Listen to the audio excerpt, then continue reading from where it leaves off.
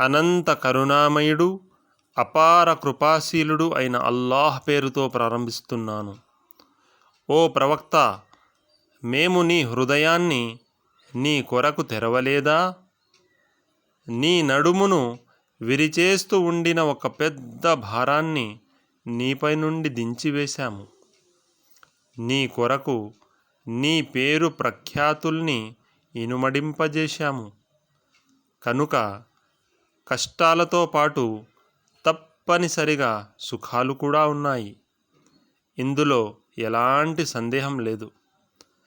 కష్టాలతో పాటు తప్పనిసరిగా సుఖాలు కూడా ఉన్నాయి. కాబట్టి నీకు తీరిక లభించినప్పుడు కఠోరమైన ఆరాధనలో నిమగ్నుడవైపో. నీ ప్రభువు మీదనే నీ మనస్సును లగ్నం చెయ్యి. సూరా అలం నష్రహ్